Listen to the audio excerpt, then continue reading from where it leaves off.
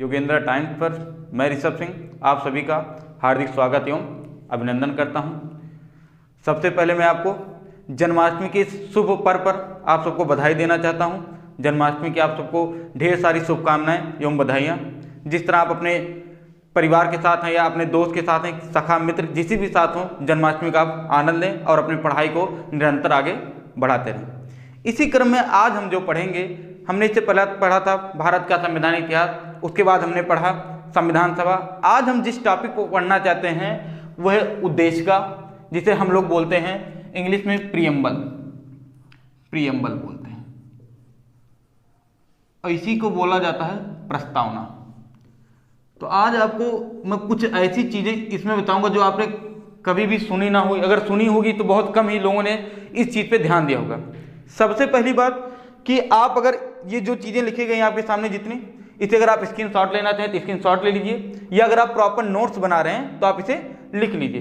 क्योंकि भारत के संविधान में यथार्थ रूप में जैसे प्रस्तावना लिखी गई है वैसे मैंने आपके सामने लिख दिया है कि कौन सा शब्द क्या क्या है, कहाँ पे कितना कामा लगा हुआ है, किसके बीच में कौन सा हाइपन चिन्ह है, कहाँ पे विसर्ग का चिन्ह है, और कैसे क्रमवर्ण में लिखा गया है। इन सबको मैंने आपके सामने क्या कर दिया, यथार्थ रूप से लिख दिया है। अगर आप इसका स्क्रीनशॉट लेना चाहें तो स्क्रीनशॉट ले लीजिए, मैं साइड में हो जाता हूं। अगर आप लिखना चाहें तो प्रॉपर नोट्स बना लीजिएगा। यहाँ पे तो लिखा गया है, पहले हम भारत के लोग भारत को एक संपूर्ण प्रभुत्व संपन्न, समाजवादी, पंथ निरपेक्ष, लोकतंत्रात्मक गणराज्य बनाने के लिए तथा उसके समस्त नागरिकों को, अब लाइन यहां से चेंज हो जाएगी, सामाजिक, आर्थिक और राजनैतिक न्याय, विचार, अभिव्यक्ति, विश्वास, धर्म और उपासना की स्वतंत्रता।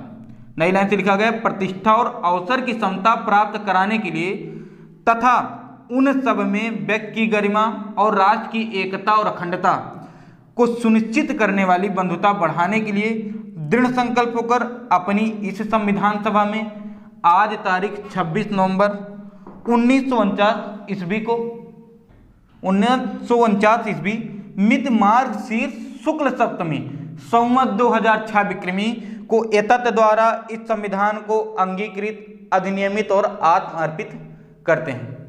ये जितने भी शब्द लिखे गए हैं इन शब्द का कुछ ना कुछ अर्थ है। आपको बस इतना ही पढ़ के छोड़ नहीं देना है कि भारत के संविधान में एक प्रस्तावना है और प्रस्तावना में 42वें संविधान संशोधन 1976 के माध्यम से 3 शब्द जोड़े गए थे, कौन सा, एक समाजवादी, एक पथ निरपेक्ष, एक अखंडता। इतना ही नहीं पढ़ना है, आपको इन शब्द का मतलब भी समझना है। तो सबसे पहले हम ये जानेंगे कि जितने भी देश के लिखित संविधान होते हैं, चाहे जो देश हो, अगर उस देश में लिखित संविधान है तो उस देश के संविधान में प्रस्तावना होगी ही होगी। जैसे हमने जो अपना संविधान में प्रस्तावना ग्रहण किया है इसे हमने अमेरिका से ग्रहण किया, लेकिन याद रखिएगा इस प्रावधान को तो हमने अमेरिका से लिया है, प्रावधान को तो अमेरिका से लिया, लेकिन इसकी जो भाषा है या आप ऐसा कह सकते हैं जो इसकी शैली है या गठन है, ये हमने कहाँ से लिया है, ये हमने लिया ऑस्ट्रेलिया से। इस बात को आप ध्यान में रखिएगा। 1 नंबर में क्वेश्चन पूछ लिया जाता है कि प्रस्तावना की भाषा या शैली हमने किस देश से लिया है, तो उसे हमने लिया है ऑस्ट्रेलिया से। प्रावधान कहाँ से लिया है हमने, अमेरिका से। तो भाषा हमने कहाँ से लिया, इसकी ऑस्ट्रेलिया से, प्रावधान कहाँ से, अमेरिका से। कहीं कहीं भी आपको लिखा मिल जाएगा गठन या कहीं लिखा मिल जाएगा शैली, तो आप परेशान मत होइएगा, तीनों चीजें एक ही। और सबसे रोचक बात, आप हमारे संविधान में कहीं भी प्रस्तावना जैसा शब्द लिखा हुआ नहीं पाएंगे। हमारे संविधान की जो प्रस्तावना है उसमें उद्देशिका जैसा शब्द लिखा गया है, प्रस्तावना जैसा कोई शब्द नहीं लिखा गया। इंग्लिश में तो प्रीएम्बल लिखा गया है, लेकिन हिंदी में हमने प्रस्तावना नहीं लिखा, हिंदी में हमने क्या लिखा है, उद्देशिका। इसलिए आप जब भी कोई अच्छी बुक पढ़ेंगे, जैसे डीडी बसु या सुभाष कश्यप पढ़ेंगे, तो वहां पे प्रस्तावना नहीं लिखा मिलेगा, आपको यही मिलेगा उद्देशिका। बेयर एक्ट पढ़ेंगे तो वहां भी क्या लिखा मिलेगा, उद्देशिका। क्यों उद्देशिका लिखा गया? आपको जब मैंने पढ़ा रहा था संविधान सभा तो एक फैक्ट बताया था कि 13 दिसंबर 1946 को पंडित जवाहरलाल नेहरू ने एक प्रस्ताव पारित किया था, और जिस प्रस्ताव को बोलते थे उद्देश्य प्रस्ताव। उसी दिन मैंने बताया था कि जो हमारी प्रस्तावना उसका आधार क्या है, उद्देश्य प्रस्ताव। उसी आधार पर जब हमारी प्रस्तावना लिखी जा रही थी तो संविधान सभा के लोगों ने देखा कि जो उद्देश्य प्रस्ताव उसमें जो बातें कही गई वही लगभग प्रस्तावना में है, तो उन्हें कहा कि हम क्या करें, इस प्रस्तावना को ना लिखे हम क्या लिख दें, उद्देश्य का। तो अगर आपसे कोई पूछे कि क्या भारत के संविधान में प्रस्तावना जैसा शब्द लिखा गया, तो आप कहेंगे प्रस्तावना जैसा शब्द नहीं लिखा, लेकिन प्रस्तावना लिखा गया है, प्रस्तावना जैसा शब्द नहीं लिखा गया। क्या लिखा गया? उद्देश्य का शब्द लिखा गया। इंग्लिश में क्या लिखा गया? प्रियम्बल। अब मैं इसे रफ कर देता हूं। आप लोगों ने अब तक स्क्रीनशॉट ले लिया होगा या आपने लिख लिया होगा। ऐसा मत सोचिएगा कि सर ने लिख दिया, सर को याद नहीं, मुझे पूरा याद है। और जब आप कहेंगे तो मैं भी यहाँ पे जब पढ़ाऊंगा तो आपको सुनाता रहूंगा पूरा। आगे हम ये पढ़ेंगे, सबसे पहले ये जानेंगे कि प्रस्तावना या उद्देशिका होती क्या है। उस दिन मैंने जब चर्चा की थी तो बहुत संक्षेप में चर्चा की थी। आज हम थोड़ा डिटेल में इस पर चर्चा करेंगे कि प्रस्तावना या उद्देशिका होती क्या है। प्रस्तावना या चर्चा उद्देशिका होती क्या है। तो आइए हम समझते हैं कि प्रस्तावना या उद्देशिका या प्रियम्बल किसे कहते हैं। जब आप कभी किसी बुक को पढ़ते हैं, कोई भी अच्छी बुक हो, तो उसमें आप बुक का जो पहला पेज खोलते हैं तो उसमें लिखा रहता है आमुख, आमुख लिखा रहता है, या कहीं कहीं लिखा रहता है भूमिका। तो किसी भी पुस्तक के जो पहले पेज पे आप लिखा रहता है आमुख, भूमिका, वो क्या बताता है? वो ये बताता है कि जो हम बुक राइटर ने जो बुक लिखा है उस बुक के माध्यम से वह किन चीजों से अवगत कराना चाहता है, वह किन बातों को बताना चाहता है, या उस पुस्तक में उसने उस पुस्तक को बनाने में कितना समय लगाया, या उस पुस्तक के माध्यम से वह समाज में क्या परिवर्तन लाना चाहता है, वह लोगों में किस बात को प्रेरित करना चाहता है करने के लिए। तो वो चीजें कहाँ लिख रही थी? आमुख या भूमिका। तो जब आप एक बार आमुख पढ़ लेते हैं, भूमिका पढ़ लेते हैं, तो ये समझ जाते हैं कि पुस्तक का आधार क्या होगा, कि पुस्तक कब बनी होगी। साथ में आप ये जान पाते हैं कि पुस्तक किसके लिए प्रेरित किया गया है, किन बातों का इसमें विस्तार किया गया होगा। ऐसे ही हमारे संविधान का जो पहला पेज है आप कह सकते हैं, उसमें क्या लिखा गया है? प्रस्तावना, या जिसे बोलते हैं हम उद्देश्य का। अब किसी भी देश के संविधान में अगर उद्देश्य का लिखा गया है तो उद्देश्य का मुख्यतः 4 बातों को बताती है। क्या क्या बातें बताती हैं? पहला बताती है कि शासन का स्वरूप कैसा होगा। शासन का स्वरूप कि मतलब हमारे यहाँ जो सरकार या जो प्रशासक हैं उनका स्वरूप कैसा होगा। दूसरा क्या बताती है? उद्देश्य का दूसरा बताती है कि उनका लक्ष्य क्या होगा, लक्ष्य या उनके आदर्श क्या होंगे, या उनके उद्देश्य क्या होंगे। इन सब का उल्लेख कहाँ मिलता है? प्रस्तावना मिलता है। और क्या बताती है प्रस्तावना?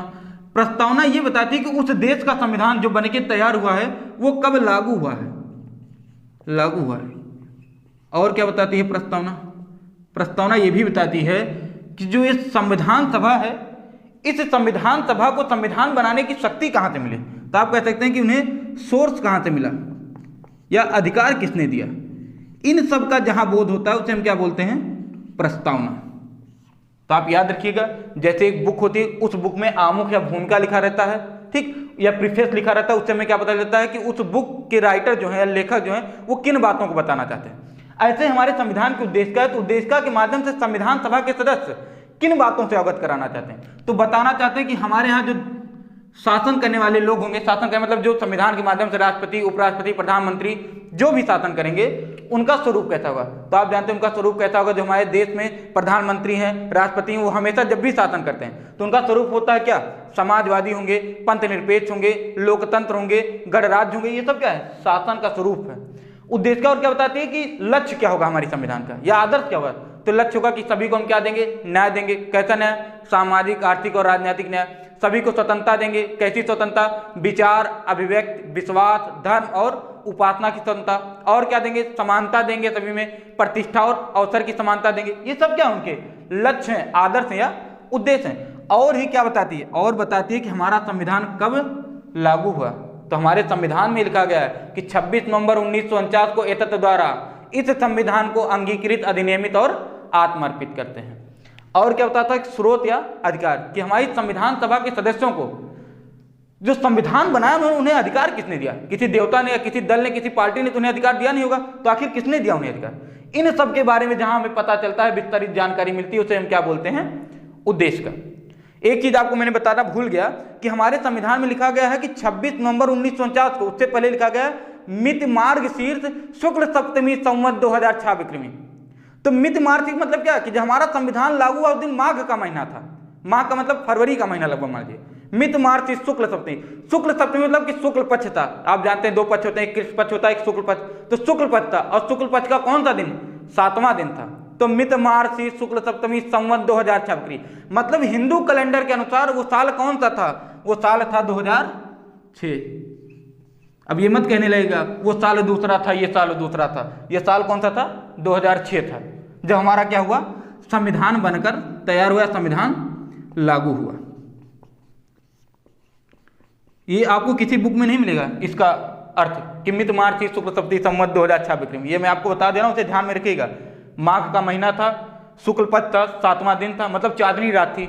चंद्रमा क्या कर रहा था, धीरे धीरे पूर्णिमा की तरफ बढ़ रहा था, ठीक। और क्या था, विक्रम संवत के अनुसार 2006 चल रहा था। इस पे आप ध्यान रखिएगा। अब हम क्या करेंगे, धीरे धीरे जितने भी शब्द लिखे गए हैं हमारे प्रस्ताव में, उस पर हम क्या करेंगे, विस्तृत चर्चा करेंगे। तो उसमें जो पहला शब्द हमारे संविधान में लिखा गया है, पहला शब्द लिखा गया कि हम भारत के लोग, हम भारत के लोग, हम भारत के लोग।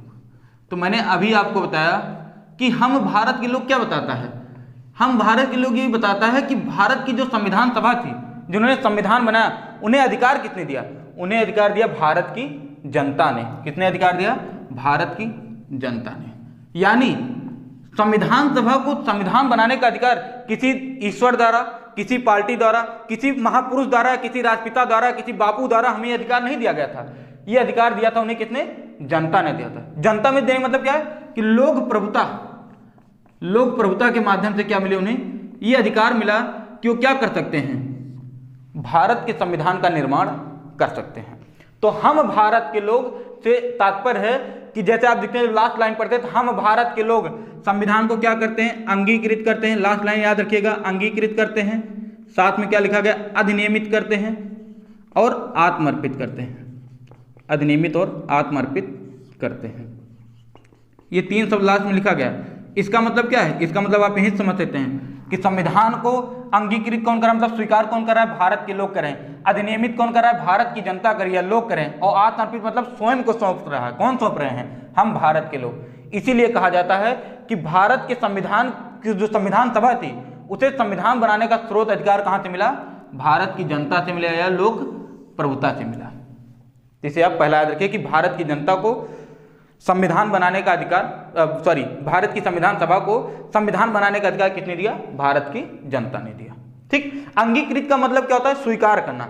अधिनियमित का मतलब क्या होता है, लागू करना। और आत्मर्पित का मतलब होता है क्या, स्वयं को सौंपना। स्वयं का सौंपने मतलब ये था कि आने वाली 2-4 पीढ़ी, 10 पीढ़ी, जितनी हमारी पीढ़ियां हैं, वो क्या करेंगी, संविधान के अनुसार ही काम करेंगे या संविधान के अनुसार ही चलेंगे। इसका मतलब ये। अब आइए हम अपने विशेष प्रावधान पे चर्चा करते हैं। अब एक शब्द लिखा गया है, हम भारत के लोग भारत को संपूर्ण प्रभुत्व संपन्न, संपूर्ण प्रभुत्व संपन्न, इंग्लिश में बोलते हैं सॉवरेन, संपूर्ण प्रभुत्व संपन्न, संपूर्ण प्रभुत्व संपन्न। इसका मतलब क्या है, इसका मतलब ये होता है, आपको एक लाइन में परिभाषा बनाना चाहता हूं कि एक ऐसा राज्य, एक ऐसा देश जिसके आंतरिक मामलों और बाहरी मामलों का निस्तारण करने के लिए वो स्वतंत्र हो, आजाद हो, उसके ऊपर किसी अन्य का दबाव न हो। तो संपूर्ण प्रभुत्व संपन्न का सीधा सा अर्थ होता है कि कोई एक ऐसा राज्य, कोई एक ऐसा देश जो अपने आंतरिक मामलों और बाहरी मामलों का निस्तारण करने के लिए क्या हो, स्वतंत्र हो। जैसे आप कहेंगे सर आंतरिक मामलों मतलब क्या, आंतरिक मामलों मतलब ये समझ लीजिए कि उस देश की जितनी भी आर्थिक गतिविधियां होंगी, आंतरिक मामलों मतलब ये समझ लीजिए जो उस देश की क्या होंगी, आर्थिक गतिविधियां होंगी, साथ में राजनैतिक गतिविधियां होंगी। और क्या होंगी, राजनीतिक गतिविधियों के साथ आप ये समझ लीजिए जितने भी सामाजिक गतिविधियां होंगी, सामाजिक गतिविधियां, या आप मान लीजिए जितने भी प्रशासनिक गतिविधियां होंगी। इन सब पे क्या निर्णय लेना है, वो उस देश की शासन, जो शासन को चला रहे होंगे, चाहे प्रधानमंत्री हो, चाहे राष्ट्रपति। अगर संसदीय लोकतंत्र होगा तो हमारे क्या होगा, प्रधानमंत्री। अध्यक्षात्मक होगा तो क्या होगा, राष्ट्रपति। तो आंतरिक मामलों कहने मतलब जितने भी आर्थिक मामले होंगे, राजनीतिक मामले होंगे, सामाजिक मामले, प्रशासन के मामले, इन सब पे अंतिम निर्णय कौन लेगा, हमारे देश की सरकार लेगी या उस देश के लोग लेंगे। जैसे आर्थिक मामलों मतलब क्या, कि जैसे पेट्रोल का दाम, या इस समय आप देख रहे हैं सरसों का तेल का दाम कितना है, 200 रुपए लीटर। अब उसे बढ़ा के और करना है या कम करना है, ये उस देश की किस पे, सरकार पे निर्भर करता है। उसे बताने के लिए ऐसा नहीं होगा कि जो बाइडेन फोन करेंगे मोदी जी से, मोदी जी कहेंगे कि पेट्रोल का दाम घटा दीजिए, नहीं, वो तुरंत कहेंगे मोदी जी कि बाइडेन साहब ये आंतरिक मामला है, इसमें आप हस्तक्षेप नहीं कर सकते। क्यों, क्योंकि हम कहते हैं संपूर्ण प्रभुत्व संपन्न। तो जितने भी आर्थिक मामले, राजनीतिक मामले, कि हमारे यहाँ क्या होगा, अध्यक्षात्मक शासन प्रणाली होगी कि संसदीय शासन प्रणाली होगी, राष्ट्रपति का चुनाव कब होगा, या आप ऐसा कर सकते हैं मुख्य न्यायाधीश में महिला चुनी जाएंगी, पुरुष चुनी जाएंगे। इन सब का निस्तारण कहाँ से होता है, आंतरिक मामलों से होता है, और इनका निस्तारण कौन करता है? उस देश की जनता या उस देश की जनता के माध्यम से जो प्रतिनिधि शासन कर रहे होते हैं। सामाजिक मामले मतलब कि महिलाओं को क्या अधिकार दिया जाएगा, महिलाओं को कितना छूट दिया जाएगा, बच्चों को क्या अधिकार दिए जाएंगे, धर्म जात के आधार पर शासन चलेगा कि संविधान के या वर्ण व्यवस्था के अनुसार शासन चलेगा, ये किस पे निर्भर करता है? अगर कोई देश क्या है? संपूर्ण प्रभुत्व संपन्न है। तो संपूर्ण प्रभुत्व संपन्न का मतलब होता है कि आंतरिक मामलों बाहरी मामलों का निस्तारण करने के लिए वो देश या वो राज्य क्या हो? पूर्णतः स्वतंत्र हो। तो आंतरिक मामले में आपने पढ़ा कि एक आर्थिक कारण हो सकता है, एक राजनीतिक हो सकता है, एक सामाजिक हो सकता है, प्रशासनिक हो सकता है, तमाम ऐसे कारण हो सकते हैं। अब आप कहेंगे सर बाहरी मामलों में क्या होगा? बाहरी मामले देख लीजिए। बाहरी मामले में आप ये समझिए, जैसे हमें किस देश के साथ युद्ध करना है या किस देश के साथ हमें संधि करनी है या कौन सा ऐसा देश है जो हमारा मित्र है, इन सब का निर्णय कौन लेगा? उस देश की जनता के माध्यम से जो प्रतिनिधि या जो सरकार शासन कर रही होगी वही निर्णय लेगा। युद्ध अगर हमें पाकिस्तान से युद्ध करना तो क्या हमें किसी से पूछना पड़ेगा? नहीं, राष्ट्रपति तुरंत आदेश जारी करेंगे, युद्ध क्या हो जाएगा? शुरू हो जाएगा। अगर युद्ध को समाप्त भी करना है तब भी राष्ट्रपति क्या करेंगे? आदेश जारी करेंगे और युद्ध क्या हो जाएगा? समाप्त हो जाएगा। अनुच्छेद 53 में लिखा गया है कि तीनों सेनाओं का प्रमुख कौन होगा? राष्ट्रपति होगा। इसका मतलब क्या होगा? जितने भी काम किए जाएंगे, चाहे युद्ध करना हो चाहे युद्ध की समाप्ति करना हो, बिना राष्ट्रपति के आदेश के कुछ नहीं होगा। उसके बाद संधि, मान लीजिए अगर हमें किसी देश के साथ संधि करनी हो, समझौता करना हो, तो क्या किसी देश से पूछना पड़ेगा? नहीं पूछना पड़ेगा। भाई हमारे क्या है? संपूर्ण प्रभुत्व संपन्न है, हम आजाद हैं। साथ में क्या लिखा? मित्रता, कि कौन सा देश हमारा मित्र है, कौन सा देश हमारा शत्रु है। जैसे पाकिस्तान क्या है? हमारा शत्रु है, उसे हम कभी मित्र मान ही नहीं सकते। ठीक, अब इस पर आके जो बाइडेन या रूस के प्रधानमंत्री या राष्ट्रपति कहें कि नहीं आप पाकिस्तान को अपना मित्र मानिए, तो हम कहेंगे श्रीमान क्या है? हम संपूर्ण प्रभुत्व संपन्न हैं, हमारे ऊपर आपका अधिकार नहीं है। तो संपूर्ण प्रभुत्व संपन्न का मतलब ये होता है उस देश की शासन व्यवस्था के जो प्रतिनिधि जो शासन को चलाएंगे उन्हें यह अधिकार होगा कि अपने आंतरिक मामलों बाहरी मामलों का निस्तारण क्या कर सकते हैं? वो स्वतंत्र रूप से कर सकते हैं, उनके ऊपर किसी का दबाव नहीं होगा। अब आगे हम बढ़ेंगे। अब इसको मैं बहुत विस्तार में नहीं लेके जाना चाहता हूं, क्योंकि जैसे आपने देखा था कि हमने क्या किया था, चाइना के कुछ ऐप को बंद कर दिया था, तो हमने किस आधार पर बंद किया? संपूर्ण प्रभुत्व संपन्न के आधार पर। लेकिन आप जानते हैं वर्ल्ड ट्रेड ऑर्गेनाइजेशन एक संगठन होता है कि जिसके माध्यम से क्या होता है कि व्यापार संचालित होता है, उसके भी कुछ नियम होते हैं कि आप सभी ऐप को या सभी सामान को बंद नहीं कर सकते हैं। तो उस चर्चा पे नहीं ले जा सकता मैं आपको कि भारत किस हद तक संपूर्ण प्रभुत्व संपन्न है या किस हद तक संपूर्ण प्रभुत्व संपन्न नहीं है। क्यों? क्योंकि वो सब फिर हो जाएगी, क्या हो जाएगी, आप यूपीएससी की क्लास, यूपीएसआई की क्लास है, और फिर वो यूपीएससी या पीसीएस का तो आपको पेपर देना नहीं है अभी कि आपको मेंस लिखना है। अब आगे हम क्या पढ़ेंगे? आगे हम पढ़ेंगे एक नया शब्द जिसे बोलते हैं समाजवादी। समाजवादी, समाजवादी, समाजवादी नाम सुनते हैं हमें सबसे पहले अखिलेश यादव की याद आ जाती है। ठीक, समाजवादी पार्टी। तो कुछ ही उसी विचारधारा से क्या समाजवादी पार्टी बनी है, इसी विचारधारा से। समाजवाद या समाजवादी क्या है? आप ऐसे लिखिए, समाजवाद लिखिए। समाजवाद क्या है? समाजवाद एक विचारधारा है। क्या है? एक विचारधारा। इस विचारधारा के केंद्र में चार बातें आती हैं।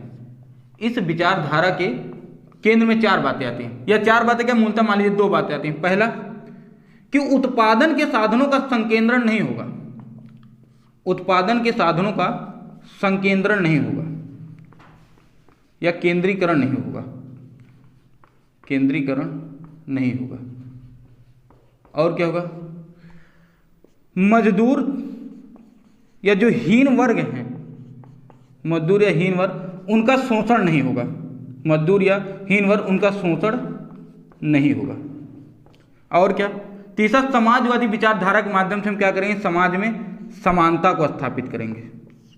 ठीक, तो समाजवाद क्या है? समाजवाद एक विचारधारा है। इसके मूल में या इसके केंद्र में तीन बातें आती हैं। पहले, उत्पादन के साधनों पर किसी का केंद्रीकरण नहीं होगा। मजदूर हीन वर्ग के साथ क्या होगा? शोषण नहीं होगा। और साथ में क्या होगी? समानता होगी। आप कहेंगे सर उत्पादन के साधनों का केंद्रीकरण से क्या मतलब है? जैसे उत्पादन साधन जैसे भूमि है, फैक्ट्री है, ये किसी एक व्यक्ति विशेष के पास नहीं होगा। मोदी जी ऐसा नहीं कर सकते कि सारा कहते हैं जितना भी फैक्ट्री है, जितनी भी भूमि है, उन सब किसको दे दें? अडानी अंबानी या कहते हैं गोदरेज को दे दें। ऐसा नहीं कर सकते। क्यों? क्योंकि हमारा जो प्रस्तावना में लिखा गया है समाजवाद होंगे हम, मतलब उत्पादन का साधन किसी एक पास नहीं होगा।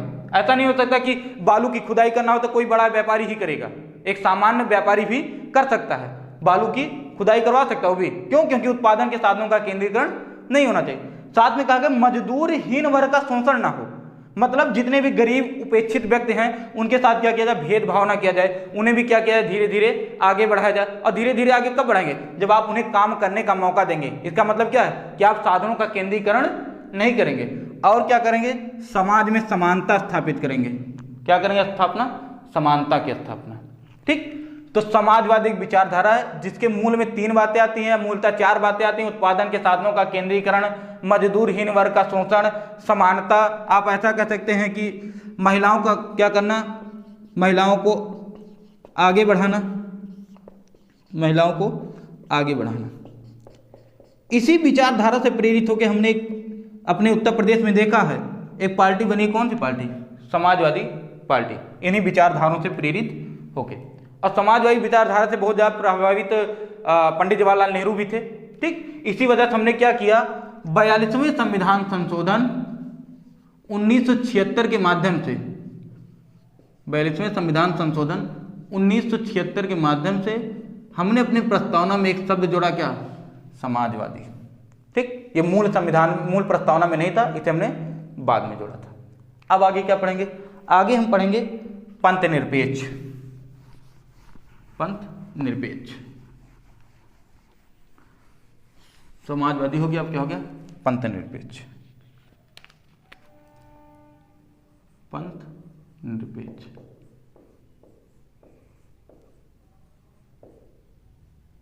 पंथ निरपेक्ष।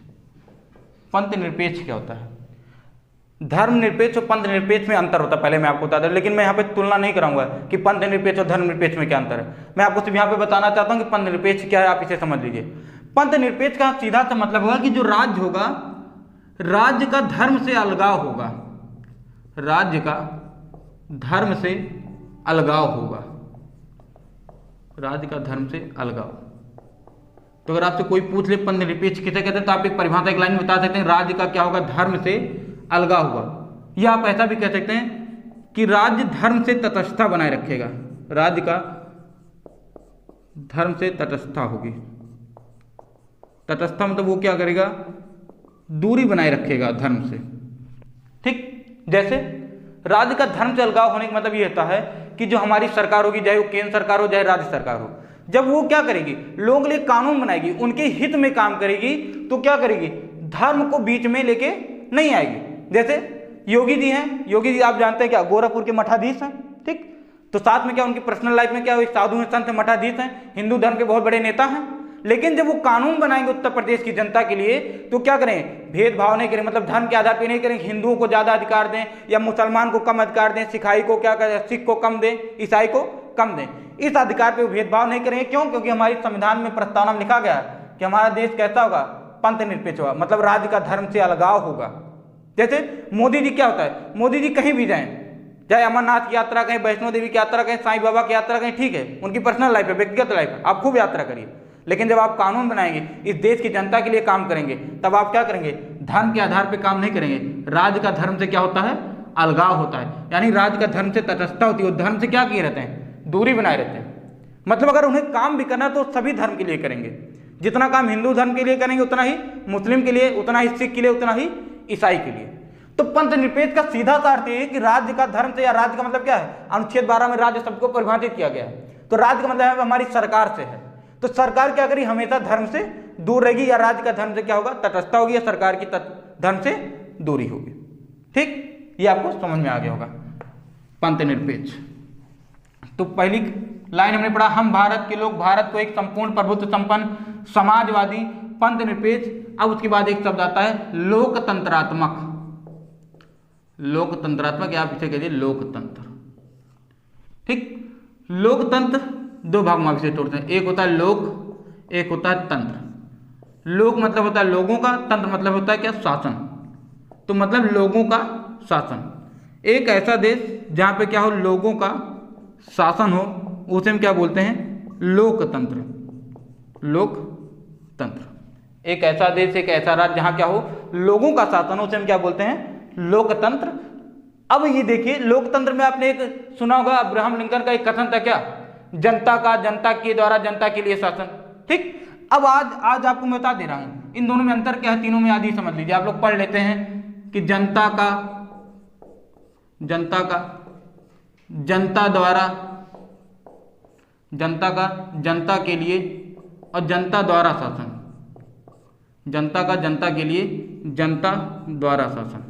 इसका अर्थ क्या होता है ये समझ लीजिए आज आप। जनता का शासन का मतलब ये है कि उस देश की जनता क्या होगी, सर्वोच्च होगी। जनता का शासन मतलब क्या, उस देश की जनता क्या होगी, सर्वोच्च होगी। ये इसका अर्थ होता है कि जनता ही क्या होगी, सबसे ऊपर होगी।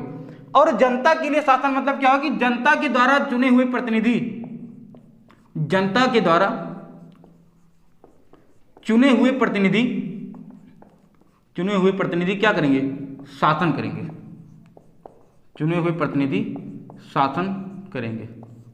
तो जनता का जनता के लिए, जनता द्वारा शासन।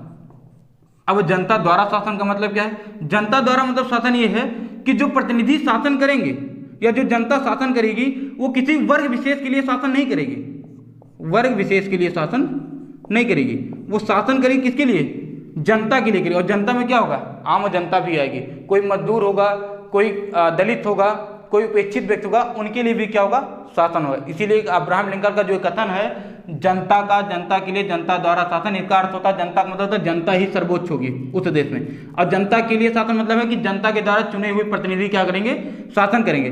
और जनता द्वारा का मतलब होता है उस वर्ग विशेष के लिए नहीं किया जाएगा कि कोई धनिक व्यक्ति हो, कोई क्या हो, बहुत बड़ा अधिकारी मंत्री हो, उसके लिए शासन किया जाएगा, ऐसा नहीं होगा, सबके लिए शासन किया जाएगा। इसका आप अर्थ समझते रहिएगा। अब क्या पढ़ेंगे हम, अब पढ़ेंगे हम गणतंत्र, जिसे बोलते हैं आप रिपब्लिक, गणतंत्र या रिपब्लिक, गणतंत्र या रिपब्लिक। गणतंत्र का मतलब क्या है, गणतंत्र का मतलब यह है कि जो हमारे देश का सर्वोच्च पद होगा या किसी भी देश का जो सर्वोच्च पद होगा, अगर उस सर्वोच्च पद पे जो व्यक्ति चुनकर आएगा, और चुनकर कैसे, चाहे वो अप्रत्यक्ष रूप से आए चाहे प्रत्यक्ष रूप से आए, याद रखिएगा, जो व्यक्ति उस गद्दी पे उस पद पे बैठ रहा हो, चाहे प्रत्यक्ष रूप से चुन के आए चाहे अप्रत्यक्ष रूप से चुनकर आए, वही क्या कहलाता है, गणतंत्र कहलाता है या रिपब्लिक कहलाता है। जैसे ब्रिटेन है, तो ब्रिटेन में जो सर्वोच्च पद है वहां महारानी होती है, बिना महारानी के हस्ताक्षर के कोई कानून पास नहीं होता है, तो सर्वोच्च पद महारानी को होगा। लेकिन महारानी का जो पद है वो वंशानुगत है, कि अगर महारानी एक्सपायर हो गई तो उनके बाद उनका बेटा बनेगा या कोई और राजा महाराजा होगा, वहां पे क्या बनेगा, उस पद पर आसीन होगा। लेकिन भारत जैसे देश में जो सर्वोच्च पद है वो किसका है, राष्ट्रपति का है। और राष्ट्रपति के पद पर ऐसा नहीं होता कि अगर राष्ट्रपति एक्सपायर हो गए तो उनके हम पुत्र को क्या बना देंगे राष्ट्रपति, नहीं, उनका क्या होता है, चुनाव होता है। अब वो चुनाव कैसा होता है, अप्रत्यक्ष होता है, ठीक। तो जो सर्वोच्च पद है उस पद पर कोई व्यक्ति जो बैठ रहा है उस गद्दी पे, वो चाहे प्रत्यक्ष रूप से चुनकर चाहे अप्रत्यक्ष रूप से चुनकर आए, वही क्या कहलाता है, गणतंत्र कहलाता है। तो हमारा भारत देश कैसा है, गणतंत्र है, क्योंकि हमारे यहाँ जो सर्वोच्च पद है उस पद पे जो व्यक्ति बैठा है वो कहीं न कहीं कैसे आ रहा है, चुनाव जीत कर आ रहा है। और चुनाव में कैसा, अप्रत्यक्ष चुनाव। तो आप याद रखिए, प्रत्यक्ष भी हो सकता है और अप्रत्यक्ष भी हो सकता है, ठीक। तो ये क्या थे, शासन के कुछ स्वरूप थे। तो हम भारत के लोग भारत को संपूर्ण प्रभुत्व संपन्न समाजवादी पंथ निरपेक्ष लोकतंत्रात्मक गणराज्य बनाने के लिए तथा उसके समस्त नागरिकों को कितने न्याय देंगे, 3 न्याय। कौन कौन से, सामाजिक, सामाजिक, आर्थिक, सामाजिक आर्थिक व राजनीतिक न्याय। 3 न्याय देंगे, सामाजिक, आर्थिक व राजनीतिक न्याय। तो आपसे क्वेश्चन पूछा जाएगा कि प्रस्तावना में कितने न्याय की बात कही गई है, तो याद रखिएगा प्रस्तावना में 3 न्याय की बात कही, एक सामाजिक होगा, एक आर्थिक होगा, एक क्या होगा, राजनीतिक न्याय। अब सामाजिक न्याय से यहाँ क्या तात्पर्य है, सामाजिक न्याय से तात्पर्य है कि हमारी देश जो होगा, उस देश में जो शासन करेंगे, जब वो कानून बनाएंगे तो किसी भी व्यक्ति के साथ धर्म, जात, लिंग, जन्मस्थान के आधार पर भेदभाव नहीं करेंगे, वही क्या कहलाता है, सामाजिक न्याय। मतलब धर्म के आधार पर भेदभाव नहीं होगा कि आप हिंदू धर्म से हैं कि मुस्लिम धर्म से, जात के आधार पर नहीं होगा कि आप सामान्य से हैं कि ओबीसी से हैं कि एससी हैं कि एसटी हैं, ठीक। तो जाति, धर्म, लिंग, कि आप महिलाएं कि पुरुष हैं, इस आधार पर आपके साथ क्या किया जाएगा, भेदभाव नहीं किया जाएगा, वही क्या कहलाता है, सामाजिक न्याय, ठीक। आर्थिक न्याय मतलब क्या है, आर्थिक न्याय मतलब कि आपके साथ संपत्ति के आधार पर, संपत्ति के आधार पर, आय के आधार पर या धन संपत्ति के आधार पर, धन संपदा के आधार पर भेदभाव नहीं किया जाएगा, ठीक। ऐसा नहीं कि अगर कोई व्यक्ति मर्डर कर देता तो बहुत धनी, उसे छूट दे दिया जाए। मुकेश अंबानी मर्डर करते हैं तो उसे कह दिया नहीं बहुत पैसा छोड़ दीजिए इन्हें, ऐसा नहीं होगा। तो क्यों? क्योंकि चाहे आर्थिक हो चाहे सामाजिक हो, किसी भी व्यक्ति के साथ क्या होगा, अन्याय नहीं होगा। क्योंकि हमारे प्रस्तावना में लिखा गया है सभी को सामाजिक आर्थिक व क्या देंगे हम, राजनीतिक न्याय देंगे। आर्थिक मतलब होगा संपत्ति के आधार पर, आय के आधार पर और धन या संपदा के आधार पर किसी भी व्यक्ति विशेष के साथ भेदभाव नहीं किया जाएगा। अब क्या है राजनीतिक न्याय। राजनीतिक न्याय है कि आपके जितने भी प्रशासनिक कार्यालय हैं, प्रशासनिक कार्यालय या कह लीजिए जितने भी राजनीतिक कार्यालय हैं, राजनीतिक कार्यालय हैं, इन सब पे आपको जाने से रोका नहीं जाएगा। इन सब पे आपको जाने से रोका नहीं जाएगा। आप क्या कर सकते हैं, किसी भी राजनीतिक कार्यालय में जा सकते हैं, आप किसी भी प्रशासनिक कार्यालय में जा सकते हैं, ठीक, आप वहां जाने से रोका नहीं जाएगा। साथ में अगर आप चुनाव लड़ना चाहते हैं तो क्या आपका एक राजनीतिक अधिकार है, इस आधार पर आपके साथ भेदभाव नहीं किया जाएगा, यानी आपके साथ अन्याय नहीं किया जाएगा। ये क्या कहलाता है, राजनीतिक न्याय। तो 3 न्याय की बात कही, सामाजिक, आर्थिक व राजनीतिक न्याय। तो 1 नंबर में क्वेश्चन पूछ लेंगे कि सामाजिक, आर्थिक व राजनीतिक हमारे संविधान में कहाँ कहाँ लिखा है। तो 2 जहाँ लिखा गया, एक तो लिखा गया प्रस्तावना में, एक जब आपको पढ़ाएंगे हम राज्य के नीति निर्देशक का अनुच्छेद 38, वहां पर भी लिखा गया सामाजिक, आर्थिक और राजनीतिक न्याय। और सामाजिक, आर्थिक और राजनीतिक न्याय और कहाँ लिखा गया, प्रस्तावना में। तो कभी 1 नंबर में पूछ लिया अगर आपसे क्वेश्चन कि सामाजिक, आर्थिक, राजनीतिक न्याय है संविधान में, लिख देंगे पहले प्रस्तावना, दूसरा लिखेंगे राज्य के नीति निर्देशक तत्व, तीसरा लिखेंगे दोनों मतलब प्रस्तावना भी और राज्य के नीति निर्देशक तत्व, और चौथा लिख देंगे इनमें से कोई नहीं। तो आप हमेशा याद रखिएगा, तीसरा टिक लगाइएगा। ये हो गया आपका न्याय। अब हमारे ही संविधान में हमें स्वतंत्रता दी गई है, और कितनी स्वतंत्रता दी गई है, 5 स्वतंत्रता दी गई है। 5 स्वतंत्रता कौन कौन सी है, एक है विचार की स्वतंत्रता, विचार, और एक क्या है, अभिव्यक्ति की स्वतंत्रता,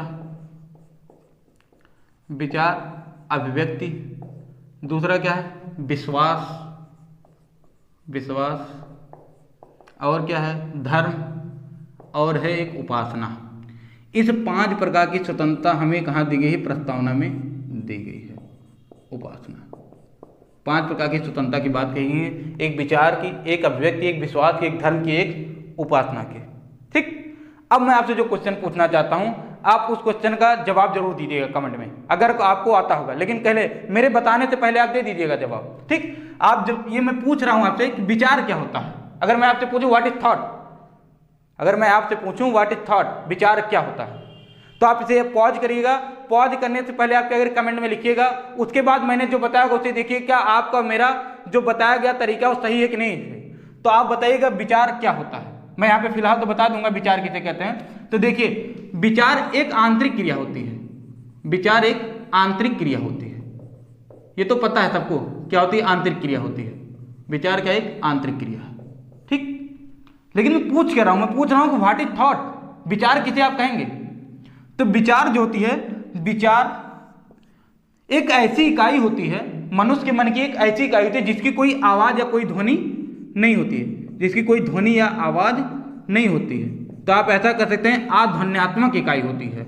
कैसी इकाई होती है, आध्वन्यात्मक इकाई, मतलब एक ऐसी इकाई जिसका कोई आवाज या स्वरूप नहीं होता है, वही क्या कहलाती है, विचार कहलाता है। जैसे आप अपने मन में क्या विचार कर रहे हैं वो मुझे नहीं पता है, लेकिन जब आप उस विचार को क्या करते थे, व्यक्त करते हैं। व्यक्त कैसे करेंगे, आवाज के माध्यम से करेंगे, तो वही क्या कहलाती है, भाषा कहने लगती है। लेकिन जब तक आपके मस्तिष्क में है तब तो क्या कहलाती है, विचार कहलाती है। तो ध्वनि या आवाज मतलब आप कह सकते हैं आध्वन्यात्मक इकाई होती है। अब विचार कैसी प्रक्रिया होती है, कैसा प्रोसेस होता है, एक आंतरिक क्रिया होती है। आंतरिक क्रिया होने का मतलब क्या है, आंतरिक क्रिया मतलब कि आप गहन चिंतन करते हैं, मनन करते हैं, सोचते हैं। तो आप क्या करते हैं, अपने मन में ही विचार कर रहे हैं, गहन चिंतन सोचना। जैसे अब योगी जी क्या हो रहा है, 2022 में चुनाव होने वाला, तो योगी जी मनन चिंतन कर रहे होंगे, कैसे हमें चुनाव जीतना होगा, क्या क्या मुझे करना होगा, ठीक, गंभीर चर्चा में डूबे होंगे, ठीक। तो क्या होगी, एक आंतरिक क्रिया होगी। अब विचार क्या होता है, मनुष्य के मन की एक आध्वन्यात्मक इकाई होती है जिसकी कोई आवाज नहीं होती, ठीक।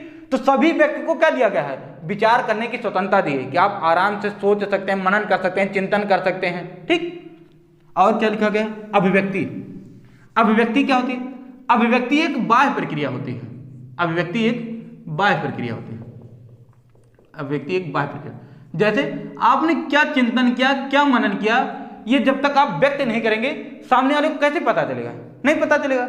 और अभिव्यक्ति करने का तरीका क्या होता है? बहुत व्यापक होता है। जैसे मैंने कुछ चिंतन किया, मनन किया, उसे व्यक्त करना चाहता हूं तो या तो मैं बोल दूं तो मौखिक हो गया, या मैं उसे लिख दूं, ठीक, या मैं चित्रकारी कर दूं, या मैं चुटकुल्ले के माध्यम से, कहानी के माध्यम से, कविता के माध्यम से उसको क्या कर सकता हूं? व्यक्त कर सकता हूं। तो कैसा प्रक्रिया होगा? एक बाह्य प्रक्रिया होगा। तो विचार एक आंतरिक प्रक्रिया होती है। विचार क्या करते हैं? चिंतन मनन करते हैं, ठीक, उसी को हम जब व्यक्त करते हैं तो क्या कहलाती है? अभिव्यक्ति। ये क्या होगी? एक बाह्य प्रक्रिया, ठीक। तो हमें विचार की स्वतंत्रता दी गई, साथ में किसकी स्वतंत्रता दी गई? अभिव्यक्ति। और क्या है? एक शब्द लिखा गया विश्वास। विश्वास का मतलब क्या है? विश्वास का मतलब होता है कि आप किसी व्यक्ति विशेष के विचार में विश्वास कर सकते हैं। किसी व्यक्ति विशेष के विचार में क्या कर लेंगे? विश्वास करेंगे। यहाँ पे विश्वास मतलब ये नहीं कि आप किसी के ऊपर ट्रस्ट कर लीजिए, ये ट्रस्ट करने का मतलब नहीं है। यहाँ पे आप किसी व्यक्ति विशेष के क्या करें? विचार में विश्वास रखें। अब विचार में विश्वास रखने का मतलब क्या है? कि जैसे मैं अहिंसा को मानता हूं, इसका मतलब क्या है? मैं गांधी जी की विचारधारा से प्रेरित हूं, ठीक। जैसे मैं सुभाष चंद्र बोस की विचारधारा से प्रेरित हूं, मैं अंबेडकर की विचारधारा से प्रेरित हूं, मैं सुभाष चंद्र बोस की विचारधारा से प्रेरित हूं, चंद्रशेखर आजाद की विचारधारा से प्रेरित हूं। तो ये क्या है? विश्वास है। जब मैं किसी व्यक्ति विशेष की विचारधारा से प्रभावित होता हूं तो ये क्या कहलाता है? विश्वास कहलाता है। तो आपको क्या दिया गया है? विश्वास करने की स्वतंत्रता दी गई, आजादी दी गई कि आप किसी भी विचारधारा को मान सकते हैं। अब विचारधारक मानने मतलब ये नहीं कि आप नक्सलवाद की विचारधारक मान लें कि नहीं अब मैं नक्सली बनूंगा, तो ऐसा नहीं होगा। आप जो विचारधारा मानेंगे वो संविधान सम्मत होना चाहिए। तो आप एक व्यक्ति विशेष के लिए क्या कर सकते हैं? विचार मानने के लिए स्वतंत्र है, आपको आजादी दी गई है। अब आपके सामने शब्द लिखा गया है धर्म, रिलीजन। धर्म का मतलब क्या होता है? कि आप किसी भी धर्म में अपनी आस्था, अपना विश्वास रख सकते हैं। जैसे मैं हिंदू धर्म में हूं तो मैं हिंदू धर्म को मानता हूं। अगर मैं मुस्लिम धर्म को मानना चाहूं तो मानने के लिए मुझे कोई बाधा नहीं करता है, लेकिन अगर मैं मानना चाहूं तो उसके लिए भी मैं क्या हूं? स्वतंत्र हूं। क्योंकि हमारे प्रस्ताव में लिखा गया विचार, अभिव्यक्ति, विश्वास, धर्म और उपासना की स्वतंत्रता। तो मैं किसी भी धर्म को क्या कर सकता हूं? मान सकता हूं। तो चाहे वो हिंदू धर्म हो, चाहे सिख धर्म हो, चाहे ईसाई हो, ठीक, चाहे क्या हो, जैन धर्म हो, उन सब में मैं क्या कर सकता हूं? विश्वास कर सकता हूं, उन धर्म को अपना सकता हूं या मान सकता हूं। अब जब मैं किसी धर्म को अपनाऊंगा तो उसी का एक स्टेप और होता है, उस धर्म के अनुसार मुझे क्या करना होगा? आचरण करना होगा। उसी क्या कहते हैं? उपासना। क्या करना होगा? आचरण करना होगा। और आचरण करने का मतलब क्या है? अगर मैं हिंदू धर्म को मान रहा हूं तो मैं मंदिर में जाऊंगा, पूजा करूंगा, ठीक, माला जपूंगा, रुद्राक्ष पहनूंगा, ये सब प्रक्रिया करूंगा। अगर मैं क्या होऊंगा? मुस्लिम धर्म को मानूंगा, इस्लाम को मानूंगा, तो मैं क्या करूंगा? नमाज पढ़ूंगा, टोपी लगाऊंगा, ठीक। और साथ में अगर मैं सिख धर्म को माना तो क्या मेरे 5 ककार होते हैं उनके, उन्हें 5 ककारों को पहनना पड़ता है, वो भी मैं पहनूंगा, ठीक। ईसाई धर्म को मानूं, क्या मैं क्रास वाला जो पहनते हैं मुझे भी पहनना पड़ेगा। क्यों? क्योंकि धर्म का लास्ट वाला जो स्टेप होता है उसे हम क्या बोलते हैं? उपासना। और उपासना का मतलब होता है उस धर्म के अनुसार क्या करना? आचरण करना। जिस धर्म में आप विश्वास करते हैं, जिस धर्म में आपकी आस्था है, जिस धर्म को आप मानते हैं। तो 5 प्रकार की स्वतंत्रता दी गई है: विचार, अभिव्यक्ति, विश्वास, धर्म और उपासना की स्वतंत्रता। अब आगे हम पढ़ेंगे प्रतिष्ठा और अवसर की समता। प्रतिष्ठा और अवसर की समता। प्रतिष्ठा और अवसर की समता। प्रतिष्ठा और अवसर की समता। समता का मतलब यहाँ समानता से है। अवसर की समता, समता से मतलब यहाँ किसके? समानता से। और समानता से मतलब क्या होगा? कि हर व्यक्ति की क्या होगी? अपनी एक प्रतिष्ठा होती है, उसका अपना एक स्वाभिमान होता है, उसकी भी अपनी एक गरिमा होती है। उस प्रतिष्ठा और अवसर की क्या दी जाएगी? समानता दी जाएगी या समता दी। प्रतिष्ठा मतलब स्टेटस से है। जैसे अब अगर आज गांव में, आज भी आप गांव में देखते हैं क्या होता है कि जो छोटे जात के लोग होते हैं, निम्न जात के लोग होते हैं, उन्हें क्या करते हैं? नीचे बैठाते हैं, नीचे बैठाते हैं। और जो समर्ण जाति के लोग होते हैं क्या करते हैं? ऊपर बैठते हैं। या उन्हें चाय भी देखिए तो चाय अलग गिलास में दिया जाता है, ठीक, या पानी अलग गिलास में दिया जाता है। तो कहीं ना कहीं क्या कर रहे हैं आप? उनकी प्रतिष्ठा के साथ क्या कर रहे हैं? आघात कर रहे हैं। लेकिन हमारे संविधान की प्रस्ताव में लिखा गया प्रतिष्ठा और अवसर की क्या होगी? समता होगी। अभी अगर आपके ऊपर जाके केस कर दें तो कि हमारे स्टेटस को क्या कर रहे हैं? ये स्टेटस को आघात पहुंचा रहे हैं या हमारी प्रतिष्ठा को क्या पहुंचा रहे हैं? आघात पहुंचा रहे हैं। तो तुरंत क्या हो जाएगा? आपके खिलाफ मुकदमा दर्ज होगा। क्यों? क्योंकि हमारे संविधान में साफ साफ लिखा प्रस्तावना में कि प्रतिष्ठा और अवसर की क्या होगी? समता होगी। किसी भी व्यक्ति के साथ जाति, धर्म, लिंग, जन्मस्थान के आधार पर उसकी प्रतिष्ठा के साथ भेदभाव नहीं करेंगे। ये कहाँ लिखा गया? प्रस्तावना में लिखा गया। लिखा तो गया है प्रस्तावना, लेकिन व्यवहारिक रूप में आज भी आप देखते हैं ऐसा नहीं होता। लेकिन धीरे धीरे जैसे हमारा समाज शिक्षित हो रहा है, हम लोग क्या कर रहे हैं? आगे बढ़ रहे हैं, ग्रोथ कर रहे हैं, वैसे क्या हो रहा है? इस सब से हम क्या कर रहे हैं, दूरी बना रहे हैं। मतलब सभी लोगों को हम क्या कर रहे हैं, सम्मान दे रहे हैं, सब चाहे वो किसी भी जात का हो, चाहे सामान्य जात से हो, चाहे निम्न जात से हो। ठीक, तो प्रतिष्ठा और अवसर की मतलब क्या होगा कि जब आपको सरकार क्या देगी, नौकरी देगी। सरकार जब आपको नौकरी देगी, चाहे वो सरकारी हो चाहे प्राइवेट, सरकार के माध्यम से जो कुछ भी चलेगा, ठीक, ट्रस्ट के माध्यम से सरकार जहां भी क्या करेगी, तो वहां भी आपके साथ भेदभाव नहीं करेगी। आपको क्या देगी, अवसर की क्षमता देगी।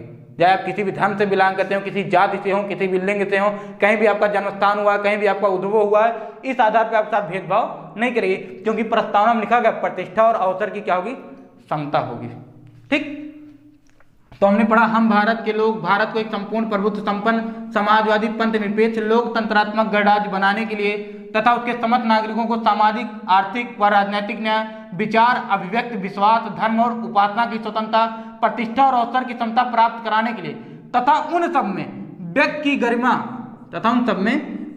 गरिमा और राष्ट्र की एकता, व्यक्ति की गरिमा और राष्ट्र की एकता और अखंडता बढ़ाने वाली बंधुता, एकता और अखंडता बढ़ाने वाली बंधुता बढ़ाने के लिए दृढ़ संकल्प होकर अपनी इस संविधान सभा में आज तारीख 26 नवंबर 1949 मित मार्च शुक्ल सम्मति संवत 2006 विक्रमी एतत् द्वारा इस संविधान को अंगीकृत और अधिनियमित करते हैं। अब यहाँ पे लिखा गया, एक सब लिखा है व्यक्ति की गरिमा, एक सब लिखा है एकता और अखंडता, कि सरकार कुछ ऐसी व्यवस्थाएं करेगी जिससे क्या हो, लोगों की जो व्यक्ति की गरिमा हो, उस व्यक्ति की गरिमा में क्या हो, बढ़ोतरी हो, मतलब गरिमापूर्ण जीवन जी सके। जैसे गरिमापूर्ण जीवन जीने मतलब क्या होता है, जैसे एक पागल भी व्यक्ति जीवन करता है, एक सामान्य व्यक्ति भी जीवन यापन करता है, लेकिन हमें क्या करना है, हमें ऐसी व्यवस्था करनी है कि सबको शुद्ध पर्यावरण मिले, शुद्ध पानी मिले, इतना कम से कम सरकार व्यवस्था करे कि 2 वक्त की रोटी मिले। वही क्या होता है, व्यक्ति की गरिमा। और एक शब्द क्या लिखा गया, एकता और अखंडता। जनरली हम दोनों को एक ही समझते हैं, लेकिन दोनों अंतर है। एकता क्या होता है, एकता एक मनोवैज्ञानिक विचार होता है, मनोवैज्ञानिक विचार होता है। हमें क्या लगता है एकता अखंडता एक चीज है, नहीं, एकता क्या है, मनोवैज्ञानिक विचार है, मनोवैज्ञानिक विचार। और अखंडता क्या है, अखंडता एक भौगोलिक क्षेत्र से संबंधित होता है, भौगोलिक भूभाग से संबंधित होता है। जैसे अभी मैं आपको बता देता हूं कैसे होगा भूभाग। एकता मतलब जब मैं इस देश की प्रत्येक जनता को क्या करूं, अपना समझूं, इस देश की जितने भी लोग हैं सबको मैं अपना भाई बहन समझूं, अपना परिवार समझूं, तो क्या है, एकता है। और ये क्या है, एक मनोवैज्ञानिक विचार है। अखंडता मतलब भौगोलिक भूभाग से है, कि जैसे जब मैं अपने इस देश के जितने भी क्षेत्र हैं, चाहे 28 राज्य हो, 8 केंद्र शासित प्रदेश हो, जितना हमारा समुद्र का हिस्सा है, अगर उन सब पे क्या हो, हमारा अधिकार हो, उसे मैं क्या करूं, किसी अन्य को ना दूं, किसी भी कीमत पे, चाहे युद्ध हो जाए, कुछ भी हो जाए, उसे मैं क्या करूं, अपने आप से दूर ना जाने दूं, तो ये क्या कहलाता है, अखंडता। पहले हम कहते हैं भारत एक अखंड राज्य था। ठीक, अखंड मतलब क्या था, उसकी जो सीमाएं थी, जो उसकी क्षेत्र था, उसका जो विस्तार था, बहुत व्यापक था। तो वही कह रहे हैं कि व्यक्ति की गरिमा, राष्ट्र की एकता, अखंडता क्या होगी, बनी रहे। तो एकता मतलब मनोवैज्ञानिक विचार, कि हम कुछ ऐसा करें कि इस देश के लोगों को क्या समझे, अपना भाई बहन समझे, अपना परिवार समझे, इसी देश की मिट्टी समझे, सभी को इसी देश की मिट्टी से बना हुआ, तो क्या कहलाता है, एकता। अखंडता क्या होती है, भौगोलिक भूभाग से, मतलब हम अपने देश का कोई भी एक, मतलब सुई के नोक के बराबर, आप ऐसा कह सकते हैं कि सुई की नोक के बराबर की जमीन को हम किसी को ना दें, भूभाग को किसी को ना दें, यही क्या कहलाता है, अखंडता कहलाता है। तो जितनी बातें मैंने आपको बताई है, इतनी बातें आप ध्यानपूर्वक सुनिएगा। अगर आप नोट्स बना रहे होंगे तो नोट्स बना लीजिएगा। ठीक, और आपके जो भी यथार्थ कमेंट हो, जो मैंने पूछा है आपसे विचार को लेके, उसे आप क्या करिएगा, पॉज करके पहले मुझे उसका जवाब दीजिएगा, उसके बाद आगे आप वीडियो देखिएगा। तो आज के लिए बस इतना करते हैं, ये टॉपिक आपका समाप्त होगा। लेकिन इसमें मैं आपको कुछ चीजें बता देना चाहता हूं जो फैक्ट के लेवल पे आपसे पूछी जाती हैं। क्या कि 42वें संविधान संशोधन 1976 के माध्यम से हमारी प्रस्तावना में 3 शब्द जोड़े गए थे। कौन कौन से? एक जोड़ा गया समाजवादी, एक जोड़ा गया था पंथ निरपेक्ष, एक शब्द जोड़ा गया था अखंडता। ये 3 शब्द हमारे मूल प्रस्तावना में नहीं थे, इसे हमने बाद में क्या किया, संविधान में संशोधन करके जोड़ा। एक चीज और, एक क्वेश्चन पूछा जाता है कि प्रस्तावना को संविधान की आत्मा किसने कहा था? प्रस्तावना को संविधान की आत्मा किसने कहा? ये क्वेश्चन कई बार पूछा जाता है, प्रस्तावना को संविधान की आत्मा किसने कहा? तो प्रस्तावना को संविधान की आत्मा ठाकुरदास भार्गव ने कहा। ठाकुरदास ठाकुरदास भार्गव ने कहा। और क्या पूछा जाता है, एक क्वेश्चन और पूछा जाता है कि प्रस्तावना को संविधान का परिचय पत्र किसने कहा? संविधान का परिचय पत्र इसे कहा था N.A. पालकीवाला ने। N.A. पालकीवाला एक बहुत बड़ी वकील थे, विधिवेत्ता थे। इन्होंने क्या कहा था? इसे संविधान का परिचय पत्र। तो 42वें संविधान संशोधन 1976 के माध्यम से 3 शब्द जोड़े गए, समाजवादी, पदनिरपेक्ष, अखंडता। कभी कभी पूछ लिया जाता है जो 3 शब्द जोड़े गए हैं किस आयोग की सिफारिश पे, किस समिति की सिफारिश पर जोड़े गए थे? तो सरदार स्वर्ण सिंह समिति की सिफारिश पर जोड़े गए थे। अब प्रस्तावना को संविधान की आत्मा किसने कहा? ठाकुरदास भार्गव ने। और प्रस्तावना को संविधान का परिचय पत्र किसने कहा? N.A. पालकीवाला ने। इन सब पे आप क्या करेंगे? ध्यान रखेंगे। 1 नंबर के क्वेश्चन ही अक्सर ही पेपर में पूछे जाते हैं। तो आज के लिए बस इतना करते हैं। आप सब लाइक, सब्सक्राइब, शेयर करते रहिएगा। बहुत बहुत धन्यवाद।